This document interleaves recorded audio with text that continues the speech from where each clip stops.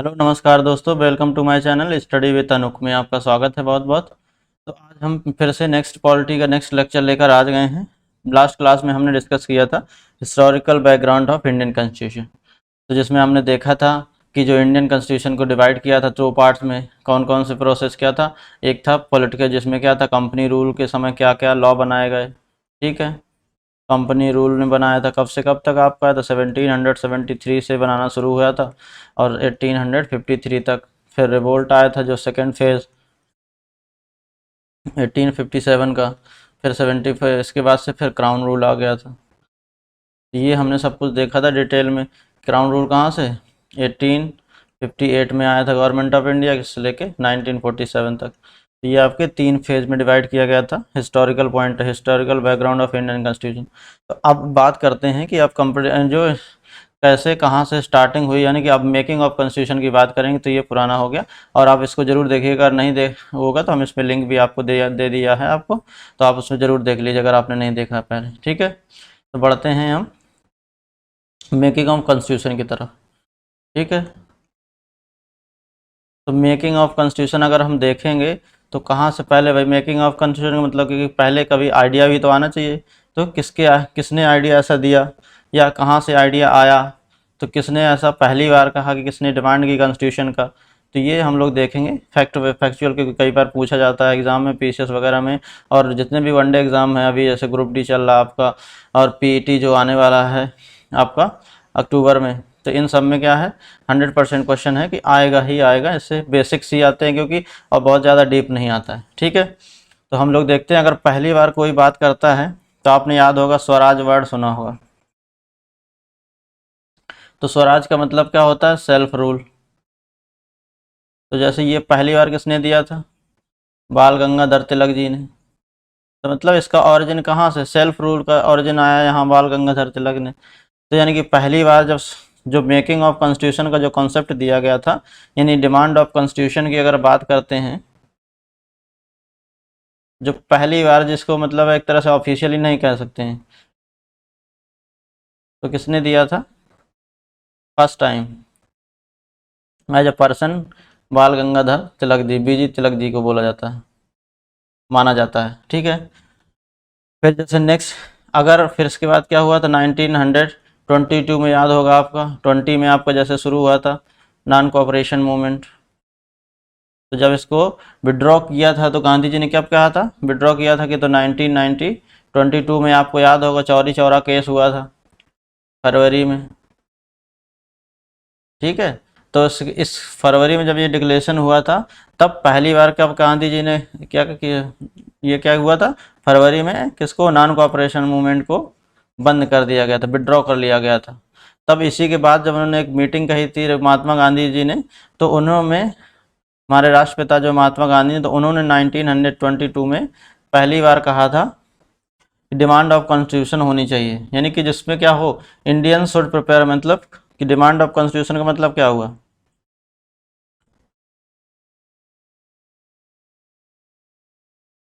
इसका मीन्स ये है कि Indians should make law for Indians, यानी भारत के लोग ही भारतीयों के लिए, इंडियंस जो पॉलिटिकल मेंबर्स होंगे या इंडियंस लोग ही क्या हों, भारतीय भारतीय लोग ही भारत के लोगों के लिए क्या बनाएं, लॉ बनाएं। तो इस तरह से माना जाता है कि कॉन्स्टिट्यूंट असेंबली का जो कॉन्स्टिट्यूशन की डिमांड यहाँ से आया। ठीक है, ये सारे, लेकिन इनको पूरी तरह से ऑफिशियल नहीं कहा जाता है। ठीक है, क्योंकि इसे किसी मीटिंग में बोल दिया गया, किसी उसमें बोल दिया गया, एक कोई प्रॉपर कोई रेजोल्यूशन या कोई ऐसा गवर्नमेंट ने या कोई गवर्नमेंट को ऐसे पास पेश किया गया ऐसा कुछ डॉक्यूमेंट नहीं है। तो जो अगर पहली बार अगर कहते हैं, तो अगर कहते हैं फर्स्ट टाइम अगर कोई एज अ पार्टी जिसने डिमांड किया था, एज अ पार्टी जिसने डिमांड किया था कॉन्स्टिट्यूंट असेंबली कॉन्स्टिट्यूशन की एज अ पार्टी, तो वो पार्टी का क्या नाम था उसका, first time as a party demanded constitution for India. तो वो पार्टी कौन थी, कॉन्स्टिट्यूंट असेंबली जिसने डिमांड करी, वो पार्टी थी आपकी स्वराज पार्टी। तो स्वराज पार्टी के बारे में आपको अभी हिस्ट्री में भी पढ़ेंगे, और इसको मोटा मोटा हम देख लेते हैं। स्वराज पार्टी का जो इसका कॉन्स्टिट्यूशन या बना कब थी, फॉर्मेशन कब हुआ था, 1923 में हुआ था। और इसके जो चेयरमैन या थे, इसके चेयरमैन कौन थे, इसके CR दास हुआ करते थे, चितरंजन दास। और इसके सेक्रेटरी थे आपके ML नेहरू यानी मोतीलाल नेहरू जी थे। तो जो अगर पार्टी वाइज अगर आप पूछता है क्वेश्चन, कई बार जैसे पूछता है कि which among the following party first party जो डिमांडेड द कॉन्स्टिट्यूएंट असेंबली, जो जिसने कॉन्स्टिट्यूशन के लिए कॉन्स्टिट्यूएंट असेंबली की डिमांड करी पहली बार जब पार्टी, तो कौन थी आपका, स्वराज पार्टी। ठीक है। फिर इसके बाद क्या है, ऑफिशियली जिसने पहली बार यानी फर्स्ट टाइम ऑफिशियल डिमांड हमारे यहाँ पर दिखाई मांगी गई कब, तो फर्स्ट टाइम ऑफिशियल डिमांड किसने करी, 1934 में एम.एन. राय जी ने। इनका पूरा नाम क्या, मानवेंद्र नाथ राय।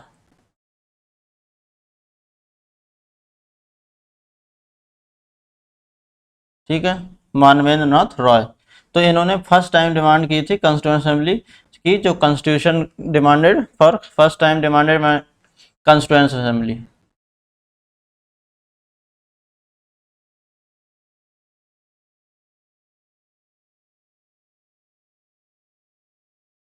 फिर इसके बाद क्या हुआ कि 1935 में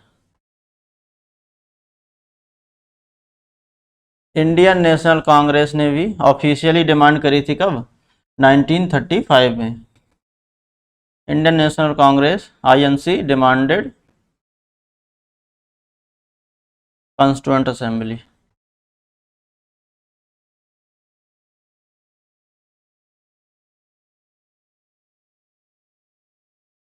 ठीक है, तो ये आप कह सकते हैं यहाँ पर, यहाँ से डिमांड पूरी तरह से स्टार्ट हुई। फिर इसके बाद जब आता है इसके बाद 1940, जिसमें ऑफिशियली क्या किया गया कि अगस्त ऑफर एक आया था 1940 में, क्या आया था, अगस्त ऑफर। उस अगस्त ऑफर के थ्रू क्या किया गया, पहली बार ब्रिटिश ने एक्सेप्टेड दिस डिमांड, यानी कि तो पहली बार ब्रिटिश अगस्त ऑफर के थ्रू क्या किया, ब्रिटिशर्स ने कॉन्स्टिट्यूएंट असेंबली डिमांड को एक्सेप्ट किया और माना। फिर जब नेक्स्ट आता है आपका 1942, तो 1942 में भी इन्होंने ऑफिशियली एक्सेप्ट किया। 1940 में क्या कि एक्सेप्ट करी डिमांड की, हाँ हम फ्यूचर इन देंगे, लेकिन इसमें क्या ऑफिशियली जो डिमांड थी उसको एक्सेप्ट किया गया, ऑफिशियली एक्सेप्टेड ब्रिटिशर्स। ठीक है, किसकी demand of constituent assembly.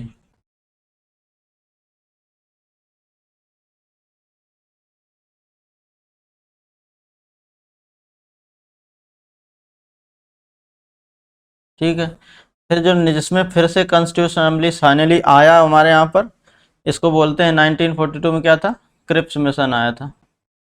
Cripps mission के थ्रू क्या किया गया था, इसको एक्सेप्ट किया था। फिर 1946 में आया आपका कैबिनेट मिशन,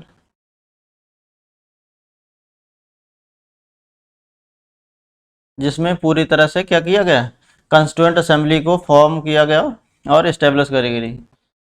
इसमें क्या हुआ, इसके अंडर कॉन्स्टिट्यूएंट असेंबली को फॉर्म किया गया।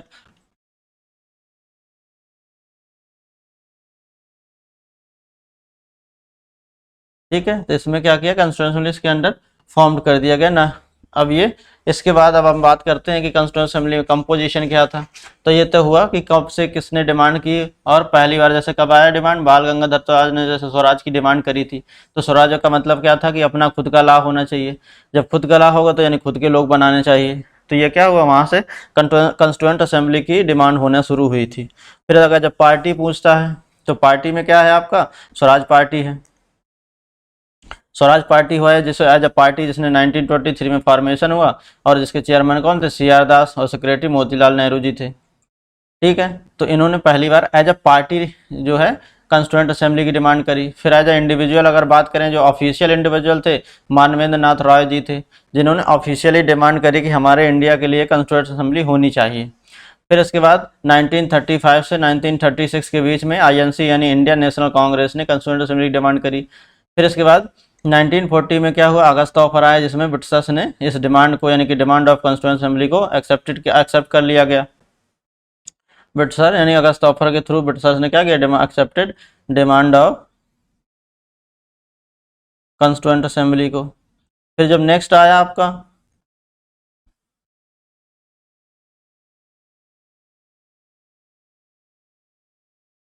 तो नेक्स्ट में क्या हुआ, फिर इसके बाद 1942 में आपका क्रिप्स कैबिनेट मिशन आया, क्रिप्स मिशन आया 42 में मार्च में। तो इसमें क्या किया, ब्रिटिश ने ऑफिशियली इसको क्या किया, एक्सेप्ट कर लिया ब्रिटिश की ये इंडियंस की डिमांड को कि हमें कंस्टिट्यूएंट असेंबली चाहिए, तो ये ऑफिशियली था।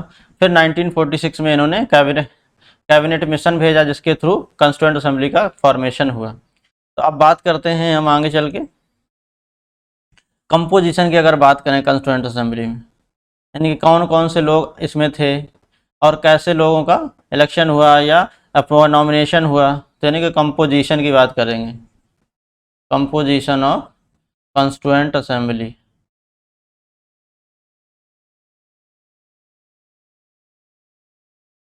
अब आगे बार से हम लोग इसको CA लिख दिया करेंगे कंस्टिट्यूएंट असेंबली में, ठीक है। तो अगर कंस्टिट्यूएंट असेंबली की बात करें तो टोटल सीट कितनी थी इसकी, 389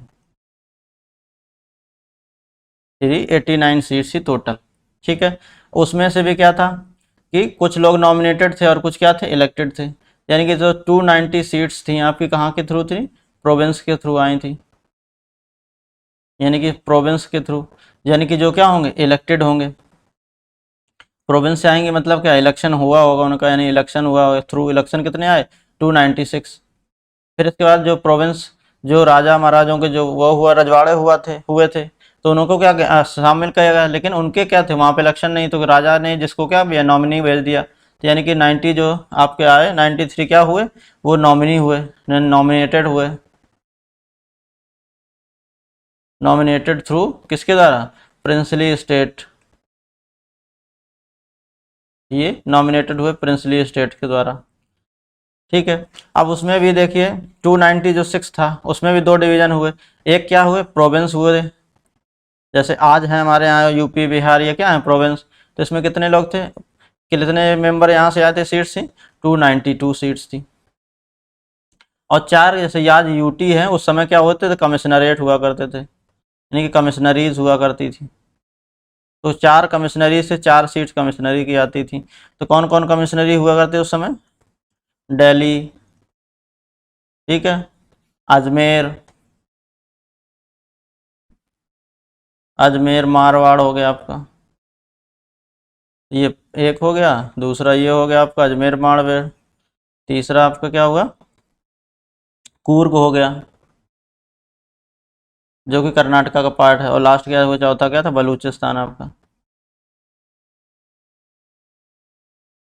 तो कितने कमिश्नरी से कितने लोग आए, 4 लोग, यानी कि टोटल सीट्स थी आपकी 389, जिसमें से 296 इलेक्टेड थे, ठीक है। और 93 क्या थे, नॉमिनेटेड किसके थ्रू, प्रिंसली स्टेट के थ्रू। तो फिर 96 में चार, दो लोग 292 क्या थे, जो प्रोविंस से इलेक्टेड थे, और जो 4 थे कमिश्नरी, जैसे आज यूनियन टेरिटरीज है हमारी, ऐसे 4 वहाँ पर कमिश्नरी हुआ करते थे ब्रिटिश पीरियड में। तो 4 लोग जो वहाँ से इलेक्टेड हुआ करते थे। और देखते हैं इसमें फैक्ट के बारे में बात करते हैं, आगे चलते हैं। तो यानी कि जो हैदराबाद प्रिंसली स्टेट था,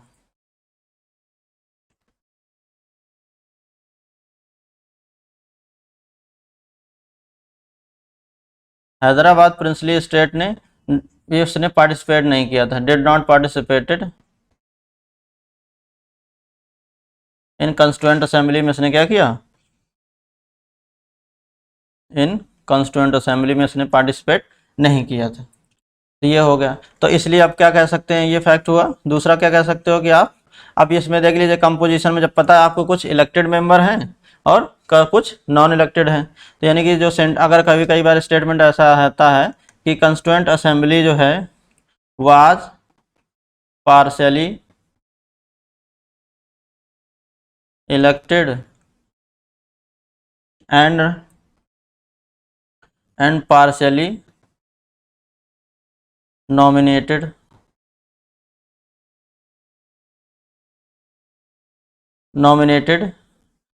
यानी कि कहने का मतलब क्या, कंस्टिट्यूएंट असेंबली में क्या थे, पार्शली इलेक्टेड मेंबर थे और पार्शली नॉमिनेटेड थे। यानी कि ये सेंटेंस क्या है, एकदम करेक्ट है आपका, कि क्योंकि जो नॉमिनेटेड कौन थे, प्रिंसिली स्टेट वाले, पार्शल इलेक्टेड में जो प्रोविंस से इलेक्टेड होके आके। तो अगर ये भी पूछता है कभी कभी कि एक सीट्स के लिए कितने मेंबर्स, यानी कितनी पॉपुलेशन, तो यानी कि 1 सीट जो दी गई थी, 1 seat was given to 10 lakh population, यानी 1 मिलियन पॉपुलेशन के बीच में एक सीट एलोकेट करी गई थी। ठीक है, और जो सीट्स हैं उनको 3 कैटेगरी में डिवाइड किया गया था, यानी कि सीट्स हैं जो डिवाइडेड इन 3 कैटेगरीज में। कौन कौन से, पहला एक तो जर्नल सीट हो गए, जैसे यानी कि सब लोग जिसमें वोट देंगे सब लोग उसमें इलेक्ट करेंगे। दूसरा क्या हुआ, मुस्लिम सीट्स थी, और तीसरा जो था आपका सिख, यानी कि सिक्स की जो सीट्स थी, ये 3 तरह की सीट्स उनको डिवाइड किया गया था। ठीक है, और जो कंस्टिट्यूएंट असेंबली में जो इलेक्टेड थे, जो कंस्टिट्यूएंट असेंबली में इलेक्टेड मेंबर थे, किसके थ्रू इलेक्टेड थे, जैसे आज प्रेसिडेंट के इलेक्शन क्या होता है, सिंगल ट्रांसफरेबल वोट सिस्टम के द्वारा होता है, proportional representation by single transfer by means of single transferable vote system के थ्रू। तो ऐसे ही जब उस समय हुआ था इलेक्शन, कब हुआ था, जब कंस्टिट्यूएंट असेंबली में जो मेंबर आए थे उनका भी इलेक्शन किसके थ्रू हुआ था, इलेक्टेड थ्रू हुआ था, indirectly on the basis of क्या था, proportional representation and by means of single transferation. तो ये आपका हो गया बेसिक जो आपका पार्ट था कि कितने कंपोजिशन है, अक्सर पूछता है इससे भी कि कितने प्रोपोर्शनल में एक सीट हुआ करती थी। तो पॉपुलेशन के बेस पर एक सीट डिसाइड थी, कितनी, 10 लाख पॉपुलेशन पर एक सीट दिया गया था। ठीक है, अब इसमें बात करते हैं जब, और जो इसके अंदर फैक्ट्स हैं, जैसे फर्स्ट मीटिंग कब हुई थी आपकी, फर्स्ट मीटिंग कब हुई थी, 9 दिसंबर 1946 को पहली मीटिंग हुई थी कंस्टिट्यूएंट असेंबली। तो ये पहली मीटिंग हुई थी 9 दिसंबर 1946 को। अब इसमें कितने, फिर इसमें क्या हुआ था, क्या काम हुआ था, तो पहला क्या हुआ था, सच्चिदानंद सिन्हा जी थे, क्या थे, doctor Sachchidanand Sinha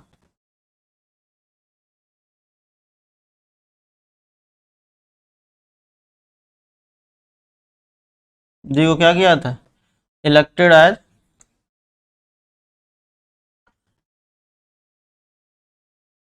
first and interim chairman of the constituent assembly, interim chairman constituent assembly.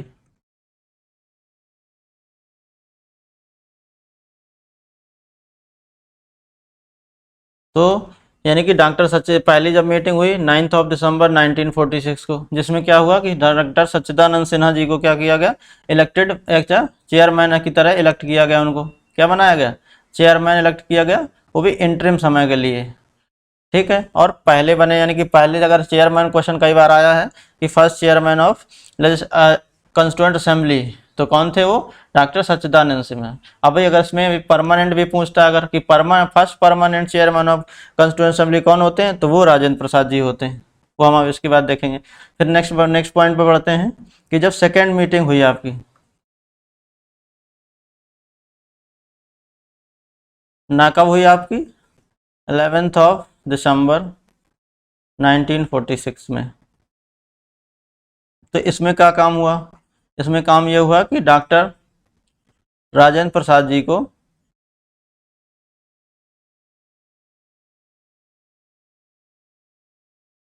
Permanent chairman चुना किया गया, यानी कि Rajendra Prasad was elected as permanent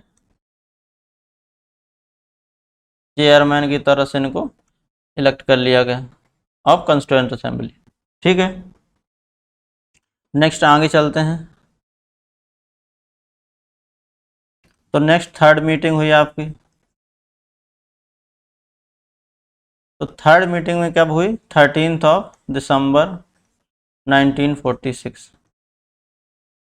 ठीक है, तो इसमें क्या हुआ, गांधी जी ने, जवाहरलाल नेहरू जी ने, यानी कि जवाहरलाल नेहरू जी ने क्या किया था, इंट्रोड्यूस किया था, introduce objective resolution.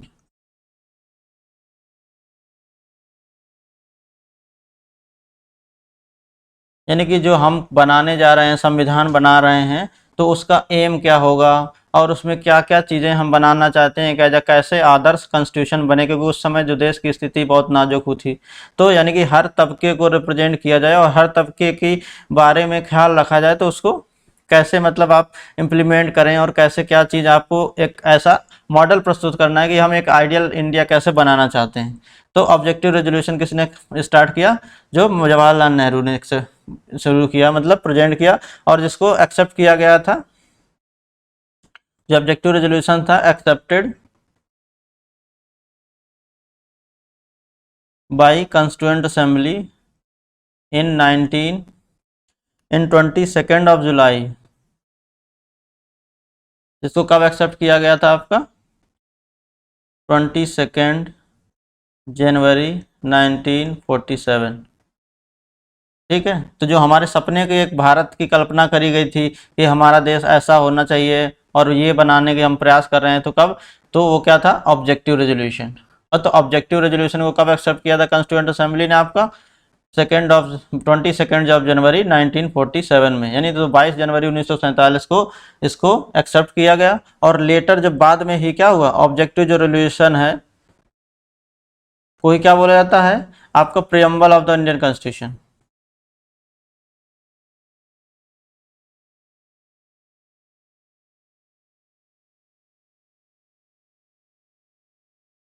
Letter card preamble of the constitution, तो इसको क्या बोला जाता है, preamble of the constitution. Preamble का मतलब क्या है, प्रस्तावना। ठीक है, जो यानी कि जब भी कोई बुक हम पढ़ते हैं, तो उसके पहले पेज में, दूसरे पेज में क्या दिया होता है, प्रस्तावना दिया होता है। तो वो प्रस्तावना की तरह काम करता है, इंट्रोडक्शन है किसका, हमारे संविधान का। तो इसीलिए प्रियम्बल को बोलते हैं इंट्रोडक्टर, इंट्रोडक्शन का काम करती है, हमारा प्रस्तावना है हमारे कॉन्स्टिट्यूशन का। तो आगे बढ़ते हैं। ये बहुत से ऐसे मीटिंग तो बहुत सी हुई हैं, लेकिन जो इंपॉर्टेंट फैक्ट जिसमें पूछा जाता है प्रीवियस ईयर एग्जाम में, आपके देखने से पता चलेगा कि इनमें से क्वेश्चन आया हुआ है, तो इसलिए हम लोग डिस्कस किए हैं। फिर अब बात करते हैं आगे कुछ। फिर अब लास्ट जैसे मीटिंग कब होती है, ये बात यहाँ से भी कई बार क्वेश्चन आता है। तो लास्ट मीटिंग जब कॉन्स्टिट्यूएंट असेंबली कब हुई थी, तो 24 जनवरी 1950, यानी कि 24 जनवरी 1950 को क्या हुआ, लास्ट मीटिंग हुई थी कॉन्स्टिट्यूएंट असेंबली। इसमें क्या हुआ था लास्ट मीटिंग में, कि जो नेशनल सॉन्ग है, ठीक है,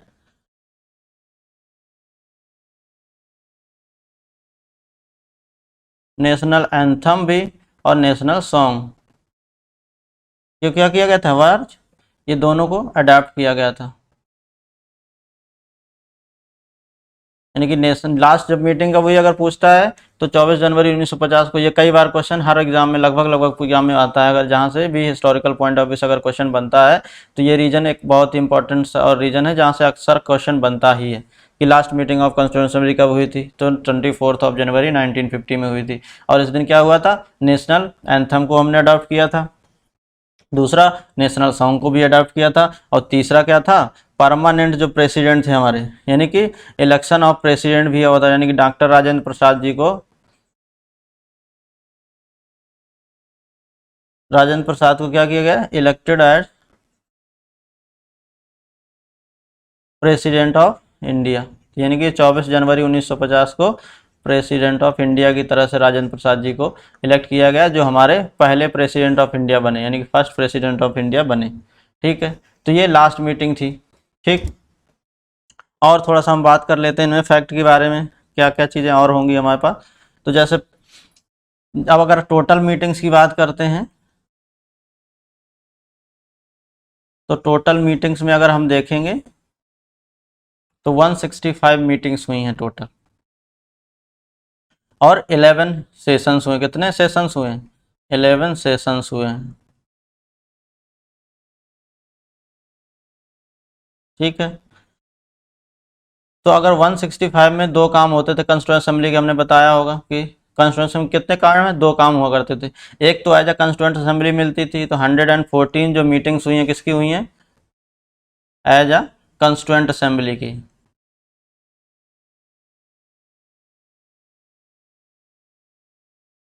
एज अ कंस्टिट्यूएंट असेंबली उसकी मीटिंग हुई है कितनी? 114। और लास्ट और नेक्स्ट कितनी बची? 51। जो 51 मीटिंग हुई है किसकी, किस तरह से? एज अ इंटरिम गवर्नमेंट की तरह से या पार्लियामेंट। तो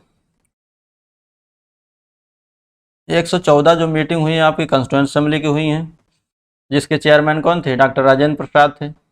और जो 51 जो मीटिंग हुई है एज अ पार्लियामेंट, यानी कि उनकी कंट्री भी पैरेलल में रन करनी थी, तो इनके चेयरमैन, पार्लियामेंट के चेयरमैन कौन थे? यानी कि फर्स्ट जो स्पीकर बोला जाता है, कौन थे? जीवी मावलंकर।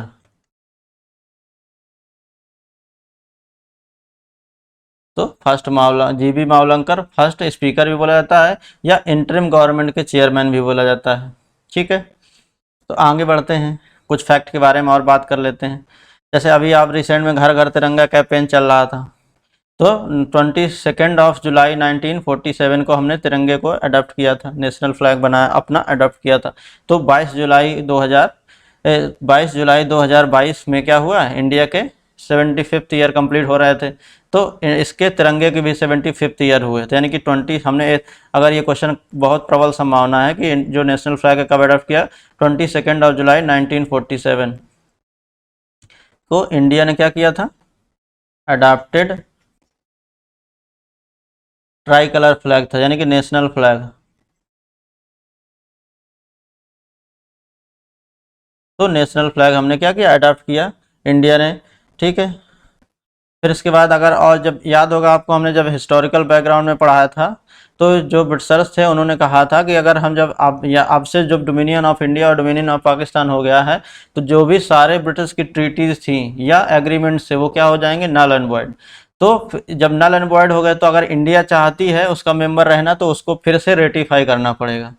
तो मई 1947 में, मई 1949 में इंडिया ने क्या किया था? अगेन से रेटिफाई किसको किया था? Accepted membership of Commonwealth. तो इंडिया ने 19 मई 1947 में 49 में कॉमनवेल्थ की मेंबरशिप दोबारा से एक्सेप्ट करी थी। अभी आपको याद होगा रिसेंट में कॉमनवेल्थ गेम हुए थे, कहाँ पर? बर्मिंघम में। तो ये सब हमने करंट पे भी बहुत अच्छा वीडियो बनाया है, एक वीडियो में ही लगभग आपके क्वेश्चन कवर हो जाएंगे। एक शॉर्ट वीडियो भी डाला है जिसमें हमने सारे टीम्स, जो टीम स्पोर्ट के जो मैच थे, टीम स्पोर्ट में किस टीम ने जीता है वो हमने भी डाला हुआ है।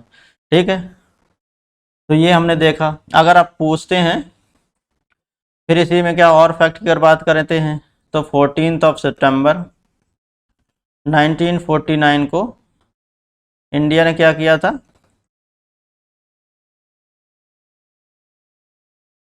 एक्सेप्टेड, हिंदी को हमने क्या किया था? As a official language accept किया था।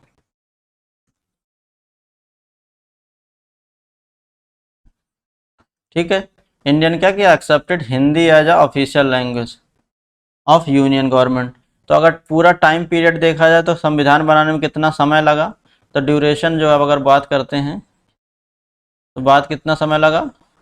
2 years 11 month 17 और ऑब्लिक 18 days, ये दोनों ही कहीं कहीं दिए रहते हैं, तो 17 दिन भी मान लेते हैं और 18 days भी मान लेते हैं। जनरली 18 days को ही एक्सेप्ट किया जाता है। अगर दोनों दिए हैं तो आपको, जब कोई सिंगल दिया है तो कोई भी आप लगा दीजिए, अदरवाइज 18 days आपको चूज़ करना है। ठीक है, तो ये आपका पूरा टाइम ड्यूरेशन हुआ। अगर जब फाइनली इंडिया जब कॉन्स्टिट्यूशन बन गया, तो इंडिया ने कॉन्स्टिट्यूशन को अडॉप्ट भी किया था। तो ऑन 26 November 1949 को इंडिया ने क्या किया गया था? India adopted constitution.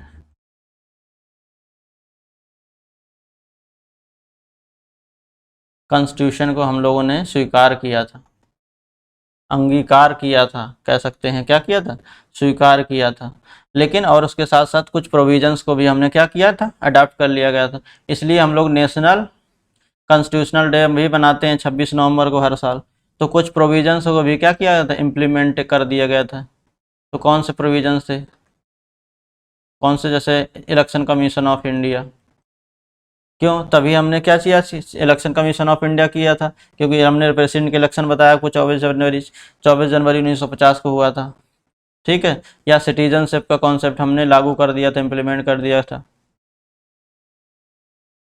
या पार्लियामेंट्री सिस्टम जो है अडॉप्ट कर लिया था, यानी एक्सेप्ट कर लिया, एक्सेप्ट तो कर लिया था प्लस इम्प्लीमेंट भी कर दिया था। तो ये जो सारे प्रोविजंस थे ये किस में अडॉप्ट इम्प्लीमेंट हुए? 26 नवंबर को हमने क्या किया? ये सारी चीज़ों को इम्प्लीमेंट भी कर दिया।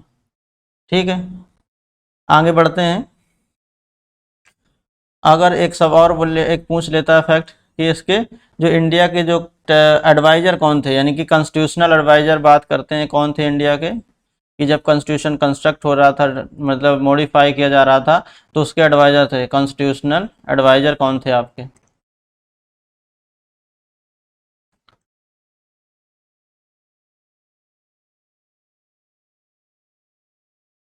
कौन थे? B N Rao. तो बी एन राव जी थे कॉन्स्टिट्यूशनल एडवाइज़र। आगे हम लोग बढ़ते हैं कुछ और देखते हैं।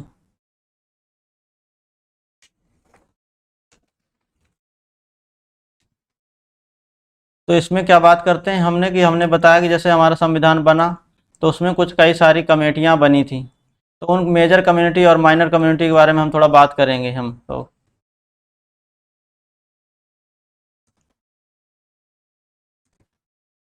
ठीक है। तो इसमें मेजर कमेटी जो बनी थी, एट मेजर कमेटियां बनी थी।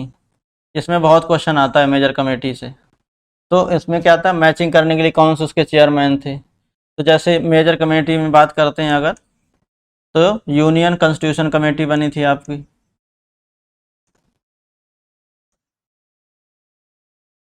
Union constitution committee. तो इसके चेयरमैन कौन थे? जवाहरलाल नेहरू जी। डायरेक्टली ये क्वेश्चन आते हैं कि ये कमेटी के चेयरमैन कौन थे। ठीक है। अगर committee on negotiation with state की बात करते हैं, तो कमेटी ऑन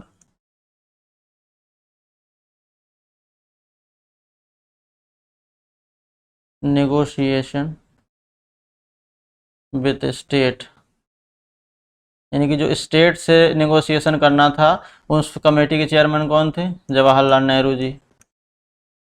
ठीक है।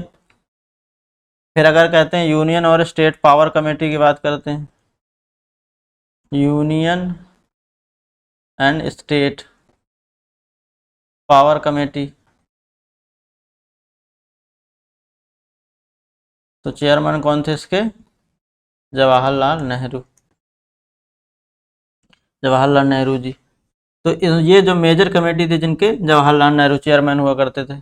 आगे बढ़ते हैं। एक मेजर कमेटी कौन थी आपकी? प्रोविंशियल कॉन्स्टिट्यूशन कमीशन, यानी कि जो राज्यों के बारे में संविधान बनाना, यानी कॉन्स्टिट्यूशन कमेटी थी प्रोविंशियल कॉन्स्टिट्यूशन कमेटी। तो इसके चेयरमैन कौन थे आपके? सरदार वल्लभ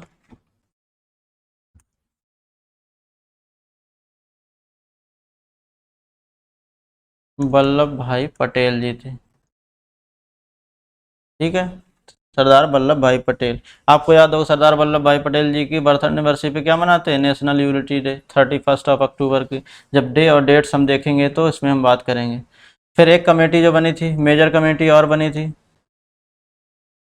मेजर कमेटी कौन सी थी? कमेटी ऑन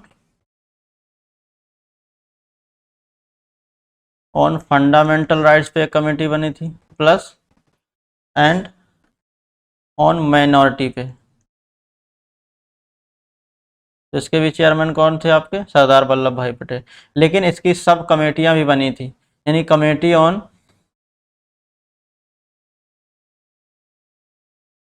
फंडामेंटल राइट की अगर बात करेंगे तो कौन बना था आपका? जेबी कृपलानी जी।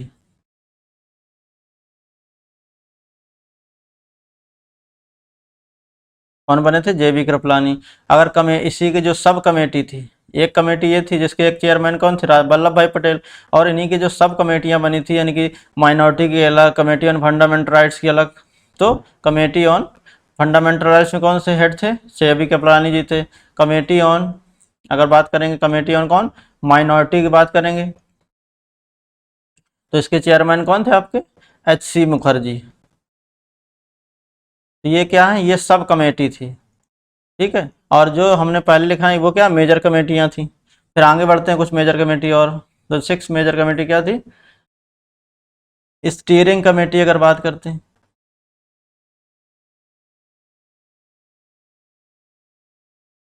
स्टीयरिंग कमेटी के चेयरमैन कौन थे आपके? डॉक्टर राजेंद्र प्रसाद।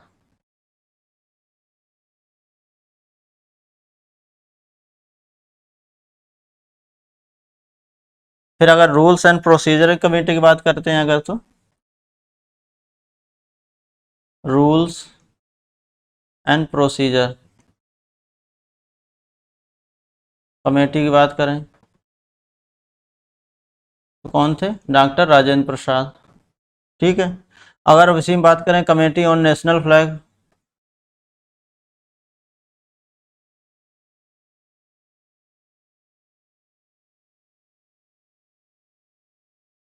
तो कौन थे? डॉक्टर राजेंद्र प्रसाद।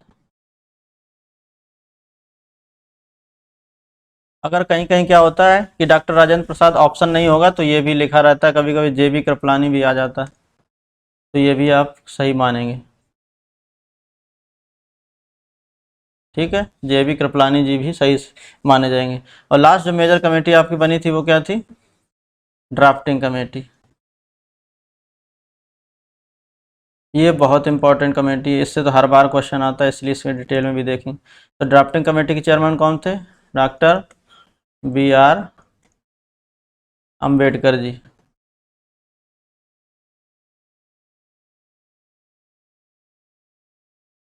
अब आगे बढ़ते हैं। तो जो ड्राफ्टिंग कमेटी थी उसके बारे में थोड़ा देख लेते, क्योंकि उससे कई बार क्वेश्चन आया हुआ, कितने मेंबर थे, कौन से मेंबर थे। तो अगर ड्राफ्टिंग कमेटी की बात करते हैं,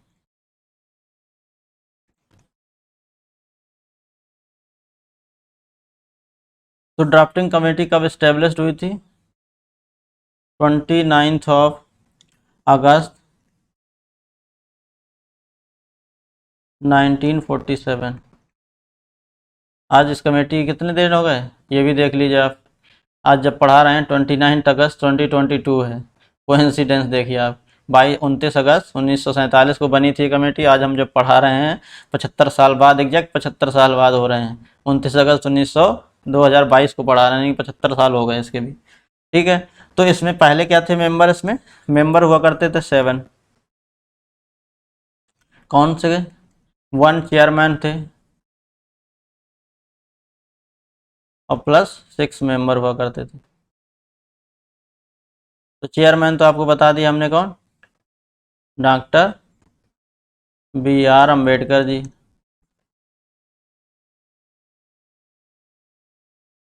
अब 6 मेंबर देख लेते हैं। 6 मेंबर्स में अगर बात करते हैं तो मोहम्मद सदाउल्ला था। कौन थे? मोहम्मद सदाउल्ला। पहले क्या थे? मोहम्मद सदा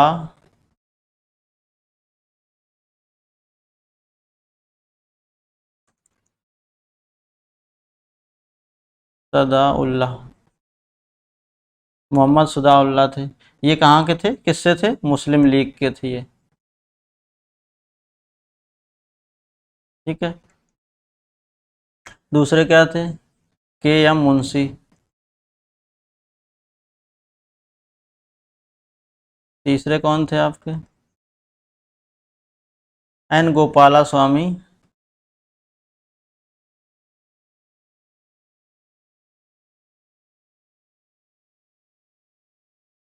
अयंगार। ये 4 हो गए आपके। नेक्स्ट बात करते हैं जो चौथे थे आपके, एन गोपाला स्वामी अयंगार के बाद चौथे कौन थे? अल्लादी कृष्ण अय्यर। अल्लादी कृष्ण स्वामी अय्यर थे।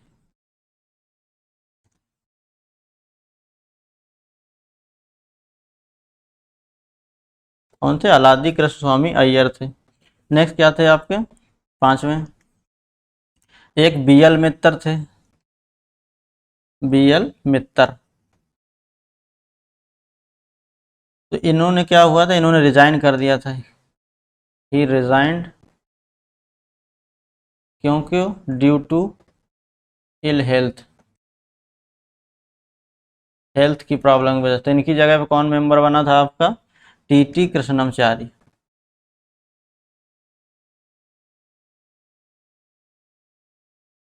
कौन बना था मेंबर इनकी जगह पे? टीटी कृष्णमचारी। लास्ट में क्या थे? छठे जो मेंबर थे, डीपी खेतान। डीपी खेतान। ये क्वेश्चन कई बार आया कि कौन से मेंबर इसमें मेंबर, ऑप्शन दे देगा कि कौन सा इसमें मेंबर नहीं था। ऐसे बहुत बार क्वेश्चन आए। तो इनकी क्या हो गई थी? डेथ। तो इनको भी क्या, इनकी जगह कौन से आए थे आपके? रिप्लेस हुआ था इनकी जगह कौन से आए थे? एन माधव राव। यानी कि इनको, इन्होंने रिप्लेस किसने किया था? रिप्लेस्ड बाई इनको एन माधव राव।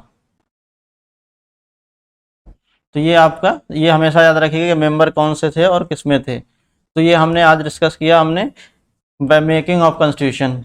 ठीक है। तो जो हम सबसे इम्पोर्टेंट कमेटी, ड्राफ्टिंग कमेटी, बहुत इंपॉर्टेंट कमेटी, इसको जरूर याद रखिएगा हर चीज़। इससे क्योंकि जितने भी मेंबर बताएं, क्योंकि उसमें बहुत बार क्वेश्चन पूछा गया कि कौन से इसमें मेंबर नहीं है। कितने मेंबर होते हैं? 7 मेंबर थे, एक चेयरमैन और 6 मेंबर थे। चेयरमैन कौन से आपके? Doctor Rajendra Prasad, doctor B R Ambedkar ji. और 6 मेंबर कौन से? मोहम्मद सदाउल्ला, जो मुस्लिम लीग के रिप्रेजेंटेटिव थे। दूसरे क्या थे? के एम मुंशी थे। तीसरे क्या थे? एन गोपाला स्वामी अय्यर थे, अयंगार थे।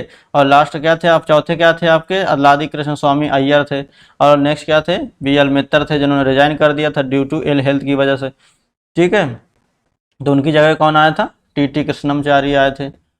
और लास्ट क्या थे? डीपी खेतान थे। इनकी डेथ हो गई। खेतान मतलब समझ लीजिए, आप याद रखिएगा कैसे। डीपी खेतान की डेथ, खेत हो गए मतलब आपने पढ़ा होगा मुहावरा हिंदी में, खेत हो जाना यानी कि ख़त्म हो जाना। तो खेतान जी खेत हो गए, तो उनकी जगह कौन से आए? एन माधव राव जी आए। तो इस तरह से याद रखिएगा, ये सारे बहुत ही इंपॉर्टेंट चीज़ हैं। और thank you for watching. And आप लोग ज़रूर, आप लोग इन चीज़ों पर हमें कमेंट जरूर किया करें, जिससे एक रिस्पॉन्सिबिलिटी हमें लगे कि हमें और भी अच्छा करना है, बेहतर करना है।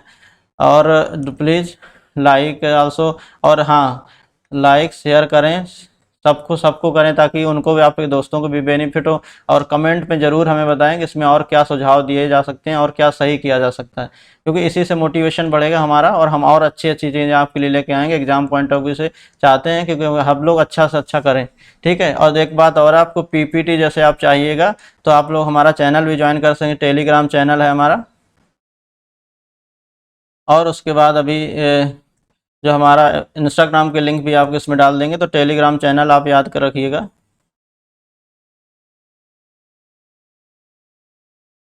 ज्वाइन कर लीजिए अभी से Telegram channel study with Anik में। सारी पीपीटी आपको वहीं मिल जाएंगी, जितने भी अभी तक लेक्चर हुए हैं उनमें उनकी पीपीटी सारी वहीं मिल जाएगी स्टडी विथ अनुक में। And again thank you so much. आज हमारा नेशनल स्पोर्ट डे है। ज़रूर आप लोग सब लोग फिट रहिए और अच्छे से स्पोर्ट एक एज आ हॉबी बनाइए कोई ना कोई, जिससे आप फिट रहें, हेल्दी रहें, और मॉर्निंग में आप सब उठा करें, जिससे कि बेनिफिट होता है बहुत चीज़ों का। ठीक है। और bye bye, goodbye, thank you so much for support. And please do like share and subscribe also. एंड अपने दोस्तों को ज़रूर शेयर करें। Thank you.